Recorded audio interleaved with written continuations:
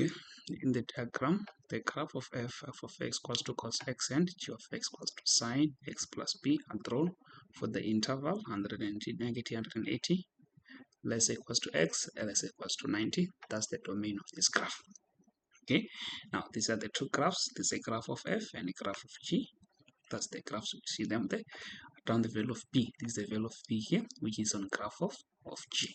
Now let's check, let's look at the graph of g and see what is happening at the graph of g. Now because the graph of g now is given in this form, now we know that this b will shift the graph horizontally. Shift the graph horizontally. Shift the graph horizontally, which if it's positive, the graph goes left. If it's negative, or if it's positive, it goes left. If negative, the graph goes right. Let's check now how do the graph shift. Now to deal with this, now let's look at the graph itself. While looking at this, now let's go and find g. Let's focus on just one value. Let's look at g of 90. Maybe at the graph sine 90, the original graph before the shifting, and we find that is 1. Now let's focus on coordinate here. Where will this one go now? You see, with knowing that now on the general graph 90 will be with 1, 90 will be there. Now let's go and find now the g of 90 in that graph, which is going to be sine. Then what will be 1? Where are we gonna get this one? Here in this graph. So let's check where is that 1 in this graph. So if you look at this graph of g, 1 is here. Then what is the angle? The angle is 60, meaning that the graph shifted from 92 to 60.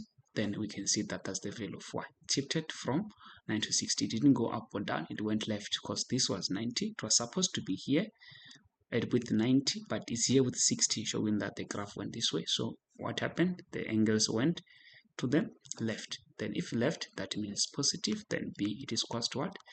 30 degrees. That is fine. Run down the period of g. Now what happened with the period of g?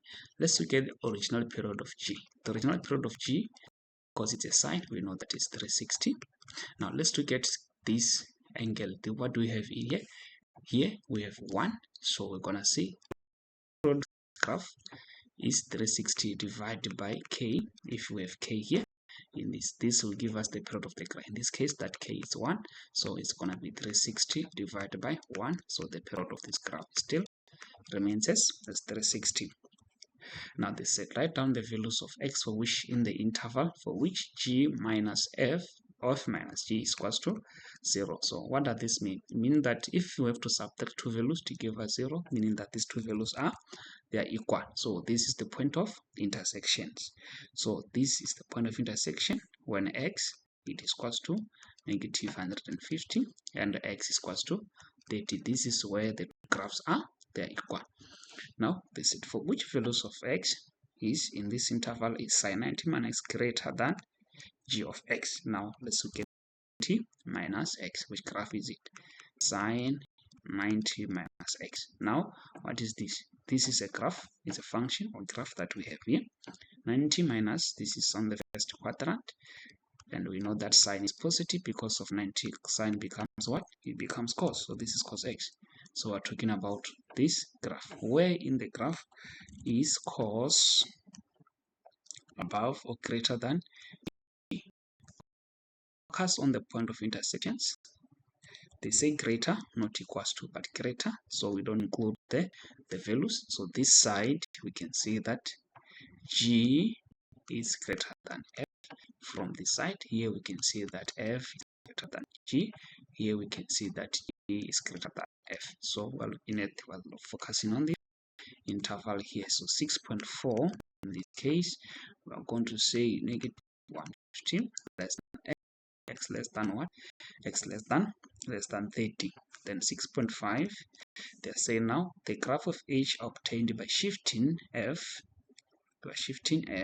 this graph, shifting this graph f 3 units upwards, determine the range of f, the range of h. Now shifting this up, let's look at the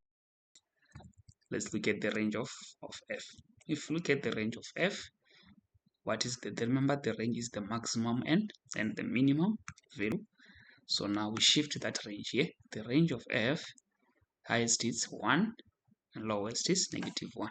So f, we have a range of y element of 1 to -1. So this range shifted upwards, minutes, 3 units. So we're going to add 3 here. It's going to be 4. We add 3 here. It's going to be 2. So that's the range of these graphs.